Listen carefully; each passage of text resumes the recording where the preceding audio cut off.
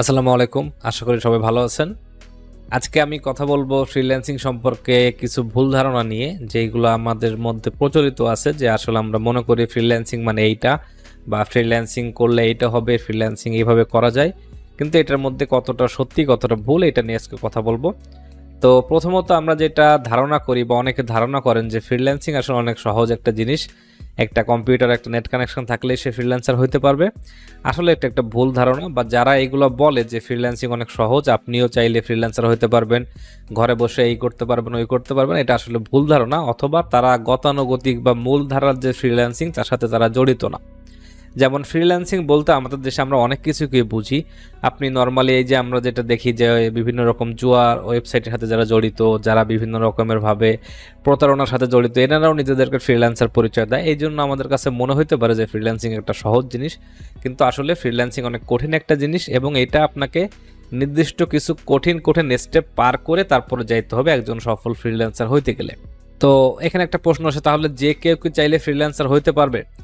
আসলে সত্যি কথা বলতে কি, দেখেন, মানুষ চেষ্টা করলে পারে না এমন কিছু নাই, তবে যে কেউ চাইলেই ফ্রিল্যান্সার হইতে পারে না। ফ্রিল্যান্সিং করার জন্য বা একজন সফল ফ্রিল্যান্সার হওয়ার জন্য কিছু স্পেসিফিক গুণাবলী আপনার মধ্যে থাকতে হবে, সেটা নিয়ে আমি একটু পরে আলোচনা করব। তো এইগুলো না থাকলে আসলে আপনি ফ্রিল্যান্সিংয়ে ভালো করতে পারবেন না। আপনি যে কোনো ব্যাকগ্রাউন্ড থেকে আসলেই যে শুধু ফ্রিল্যান্সিং করতে পারবেন, বিষয়টা আসলে এমন না।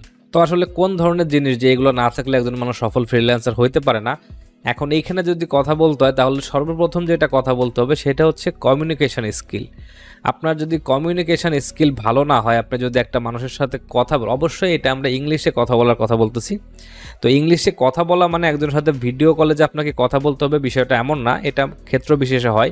মাঝে মাঝে আপনার ক্লায়েন্টের সাথে ভিডিও মিটিং করতে হয়, বাট ম্যাক্সিমাম ক্ষেত্রে দেখা যায় যে আপনি নর্মালি চ্যাট করার মতো যদি আপনার কমিউনিকেশন স্কিল না থাকে, যে আপনি ইংলিশে একটা মানুষের সাথে চ্যাট করতে পারবেন, সে একটা প্রশ্ন করলে সেইটা বুঝে তার একটা উত্তর দিতে পারবেন, যদি এতটুকু কমিউনিকেশন স্কিল আপনার মধ্যে না থাকে, তাহলে দেখা যাচ্ছে যে আপনি কিন্তু ফ্রিল্যান্সিংয়ে ভালো করতে পারবেন না। তো এখানে ইংলিশ শেখাটা খুবই জরুরি, এবং এইটা শুধুমাত্র কমিউনিকেশনের উপর ডিপেন্ড করে না। কমিউনিকেশন অনেকেই আছে যারা ইংলিশে কথা বলতে পারে, কিন্তু একজন মানুষকে কনভিন্স করে তার কাছ থেকে একটা অর্ডার নিয়ে আসার জন্য আমাদের কমিউনিকেশনের থেকেও আর একটু বেশি দূর যাওয়ার প্রয়োজন হয়। তো এটা আস্তে আস্তে শিখে নেওয়া যায়, কিন্তু ইংলিশটা মনে করেন আপনি যদি ইংলিশে দুর্বল হন, তাহলে আপনি ইংলিশটা আগে শেখার চেষ্টা করতে পারেন, তারপর আস্তে আস্তে আপনি আপনার কমিউনিকেশন স্কিলকে বাড়াইলেন, যে কিভাবে আমি একজন মানুষকে কনভিন্স করে তার থেকে অর্ডারটা নিয়ে আসবো।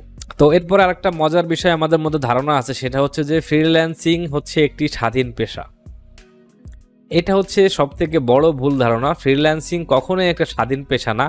হ্যাঁ, এটা কিছু ক্ষেত্রে স্বাধীন, যেমন হচ্ছে আপনি একটা নির্দিষ্ট জব করতে পারেন, যেখানে আপনাকে 9টার থেকে 5টা অফিস করতে হবে, অফিস থেকে ছুটি দিবে আপনাকে, আপনার সপ্তাহে একদিন ছুটি থাকবে। এই হিসাবে আপনি যদি মনে করেন যে হ্যাঁ, ফ্রিল্যান্সিং মানে স্বাধীন পেশা, আমি কোনো অফিস টাইম মেনটেন করতে হচ্ছে না, আমি ইচ্ছা মতন কাজ করতে পারতেছি, ইচ্ছা মতন সব কিছু করতে পারতেছি, সেই ক্ষেত্রে আমি স্বাধীন, সেটা ঠিক আছে, এটা স্বাধীন। কিন্তু একটা চাকরি করতে গেলে আমাদের যেরকম ডেডিকেশনের সাথে প্রত্যেক দিন একটা নির্দিষ্ট সময় অফিস করতে হয়, বস যা বলে বা উপরের কর্মকর্তা যা বলে সেইভাবে কাজ করতে হয়, ফ্রিল্যান্সিংটাও ঠিক সেরকম। এখানে আমার স্বাধীন আসলে না, এখানে শুধুমাত্র একটাই স্বাধীনতা, সেটা হচ্ছে আমি আমার নির্দিষ্ট আমার পছন্দের মতো সময়ে কাজটা করতে পারি। তার মানে আবার এইটা না যে আপনি যখন ইচ্ছা তখন কাজ করলেন আর কোনো সমস্যা হলো না।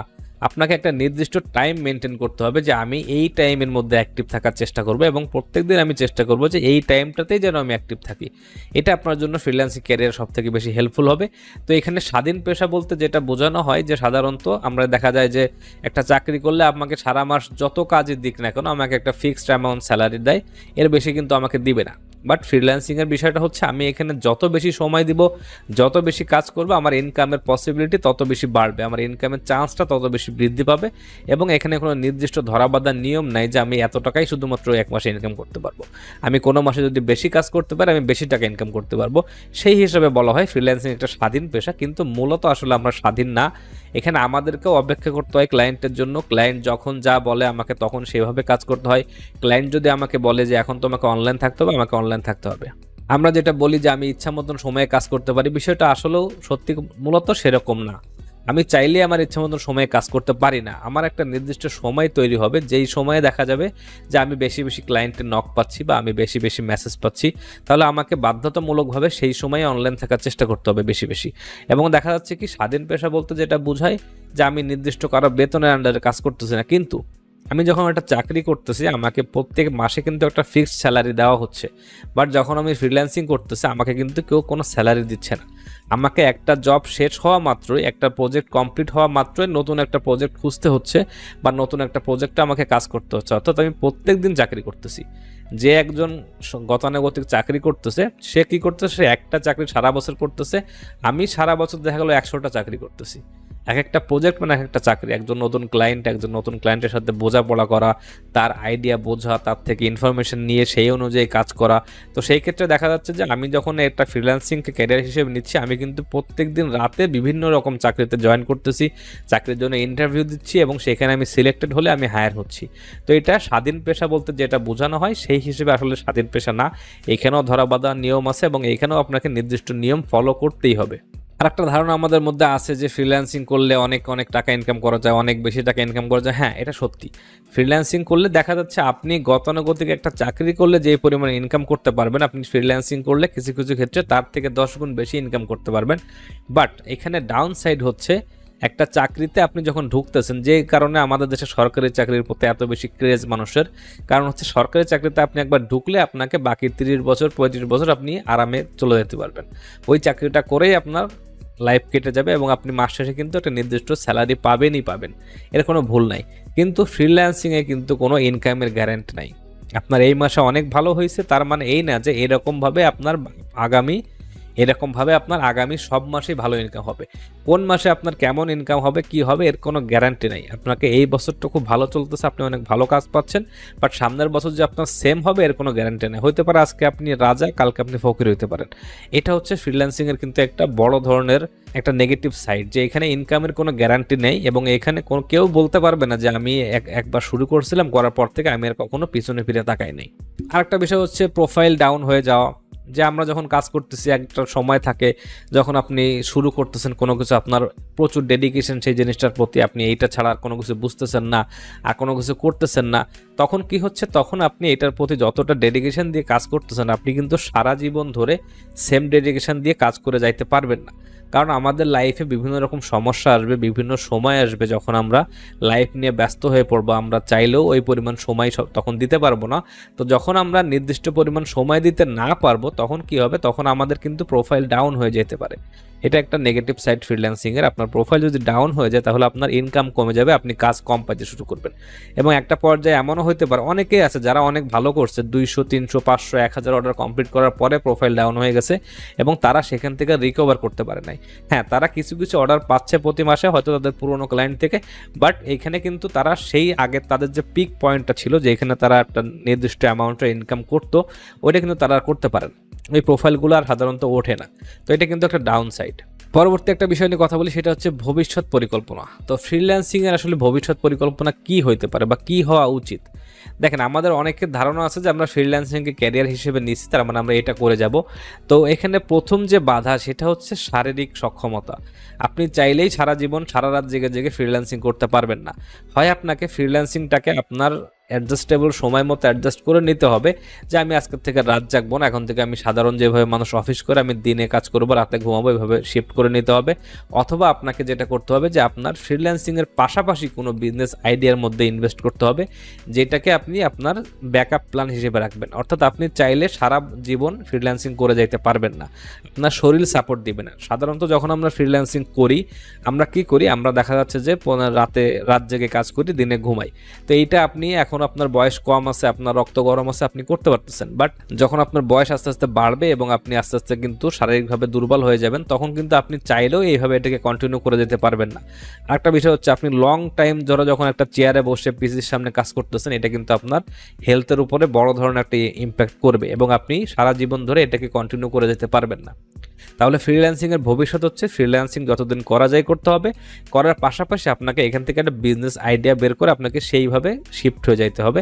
আপনি এটাকে তখন সাইড ইনকাম হিসেবে রাখবেন ফ্রিল্যান্সিংকে, অথবা আপনি লোকজন দিয়ে করায় নেবেন, আপনি অফিস নিয়ে নেবেন যেখানে আপনার হয়ে মানুষজন কাজ করে দেবে, আপনি এটাকে মনিটরিং করবেন। আচ্ছা, তাহলে আমাদের এখন মূলত আমরা মনে করেন যে কিছু নেগেটিভ সাইড সম্পর্কে জানলাম, যে এটা ফ্রিল্যান্সিংয়ের নেগেটিভ সাইড বা ফ্রিল্যান্সিং করলে এই সমস্যাগুলো দেখা দেয়। তো এখন তাহলে আমাদের কি করা উচিত? আমাদের এখন করতে হলে কি করতে হবে? তো সেটা হচ্ছে যে আমরা যদি ফ্রিল্যান্সিং নিয়ে নিজেদের ক্যারিয়ার গড়তে চাই তাহলে আমাদের একটা টার্গেট রাখতে হবে যে আগামী 2 থেকে 3 বছর পর্যন্ত আমি অ্যাক্টিভভাবে এইভাবে মার্কেট প্লেসে কাজ করে যাব। এই মার্কেট প্লেসে কাজ করাকালীন আপনি যেটা করতে পারেন সেটা হচ্ছে সর্বনিম্ন যেটা করতে পারেন সেটা হচ্ছে আপনি আপনার পার্সোনাল একটা ব্র্যান্ড তৈরি করার চেষ্টা করবেন, যে এখানে আপনাকে নির্দিষ্ট কোনো মার্কেট প্লেসের উপর ডিপেন্ড করে থাকতে হবে না, আপনার ক্লায়েন্ট আপনার কাছে থাকবে, আপনি তাদের সাথে ডাইরেক্ট কাজ করবেন। এই ক্ষেত্রে আপনি দুইটা বেনিফিট পাবেন, এক হচ্ছে আপনাকে কোনো মার্কেট প্লেসের উপর ডিপেন্ড করতে হবে না, পাশাপাশি হচ্ছে আপনি যদি মনে করেন যে এখন আমি কাজ করতে পারতেছি না, আমি ফ্যামিলির কোনো প্রবলেমের কারণে বা কোনো পার্সোনাল ইস্যুর কারণে আমি আগের মতো অ্যাক্টিভলি সময় দিতে পারছি না, তখন আপনার আপনার যে পার্সোনাল ক্লায়েন্ট থাকবে সেইখানে আপনি কথা বলে নিতে পারবেন যে দেখো আমি আগামী এক সপ্তাহ বা 1 মাস আমি কাজের বাইরে থাকবো, আমি এরপরে কাজ শুরু করবো, এরকমভাবে আপনি অ্যাডজাস্ট করে নিতে পারবেন। এখানে কি হবে, আপনার প্রোফাইল ডাউন হয়ে গেলে যে আপনি কাজ কম পাইতেন এই জিনিসটা কিন্তু আপনার সাথে আর ঘটবে না। তো এইগুলো কিভাবে করতে পারেন সেই বিষয়ে আমি আলাদা করে ভিডিও তৈরি করার চেষ্টা করবো, আমরা কিভাবে পার্সোনাল ব্র্যান্ড তৈরি করতে পারি, আমরা কিভাবে আলাদাভাবে ক্লায়েন্ট বেস তৈরি করতে পারি। বাট এইগুলো হচ্ছে ফ্রিল্যান্সিং নিয়ে কিছু ভুল ধারণা আমাদের মধ্যে প্রচলিত আছে, যে এইগুলো নিয়ে একটু ধারণা দেওয়ার চেষ্টা করলাম যে আসলে যতটা চকচকা দেখা যায় এই সেক্টরটা অতটা চকচকা না, এখানে আরও অনেক কিছু আছে, অনেক ডার্ক সাইড আছে যেটা সম্পর্কে কেউ আপনাদেরকে বলবেন। আপনি যখন দেখেন তখন আপনি কি করেন, একজনের সফলতাকে দেখেন যে অমুক ভাই এই কাজ করে আজকে এই করছে, আজকে সে বাড়ি করছে, আজকে গাড়ি কিনতেছে, বাট সে কতদিন যাবত এইটা করে আসছে, কতদিন যাবত সে ইনকাম ছাড়া কাজ করতে করতে তারপর আসার পর একটা পর্যায়ে সে র্যাঙ্ক করছে বা সে ভালো কিছু করতে পারতেছে, অথবা আপনি যাকে দেখছেন যে 2 বছর আগে সে অনেক ভালো করছে, অনেক কিছু করছে, বাট আজকে কিন্তু সে খারাপ পজিশন আছে, এটা কিন্তু আপনি জানতে পারবেন না। এবং এটা সবথেকে বড় যে নেগেটিভ সাইডটা হয় সেটা হচ্ছে যখন আমরা অনেক বেশি টাকা ইনকাম করি, অনেক কাঁচা টাকা আমাদের হাতে চলে আসে, তখন আমাদের লাইফ স্টাইলটাকে আমরা আপডেট করে ফেলি, আমরা অনেক কিছু করে ফেলি যেগুলো আমাদের করা উচিত না বা এই সময় না করলেও চলতো, আমরা এই সমস্ত অনেক বিষয়ের ভিতরে ইনভেস্ট করে ফেলি। অনেকে দেখবেন বাইক কিনতেছে, আইফোন কিনতেছে, অনেক কিছু শো আপ করার জন্য এগুলো করে, বাট যখন তাদের কাজটা ডাউনে চলে যায় তখন কিন্তু তারা এই লাইফ স্টাইলটাকে মেনটেন করে রাখতে পারে না। অনেক বড় বড় ফ্রিল্যান্সার আছে যারা একসময় অনেক বড় বড় টিম নিয়ে কাজ করছে, বাট কিছু ভুলের কারণে তারা এখন সেটাকে ধরে রাখতে পারে নাই এবং তারা এটার থেকে কিন্তু আফসোস করতেছে। তো এইগুলো নিয়েও আমাদেরকে বুঝতে হবে, অনেক কিছু জানার আছে। তো শুধুমাত্র যে দেখতেছেন অমুক ইউটিউবে একটা ভিডিও দিছে যে 1 মাসে 5 লাখ টাকা ইনকাম করলাম, এটা দেখেই যে আপনি ফ্রিল্যান্সিংয়ে চলে আসবেন বিষয়টা এরকম না। ফ্রিল্যান্সিংয়ে আসতে গেলে আপনাকে এই বিষয়গুলো মাথায় রাখতে হবে যে এটা একটা অনিশ্চিত পথ, এইখানে আসলে আপনি সফল যেরকম হবেন অসফল হওয়ার সম্ভাবনা আরও বেশি। 100 জন প্রতি 100 জন মানুষে দেখা যায় 5 থেকে 6 জন সফল হয়, বাকি 90 জন 95 জন কিন্তু অসফল হয়ে যায়। তাদের কথা আমরা জানতে পারি না বলে আমাদের মনে হয় যে ফ্রিল্যান্সিং অনেক সহজ একটা সেক্টর, এখানে অনেক সহজে অনেক টাকা ইনকাম করা যায়। আসলে এগুলো ভুল ধারণা।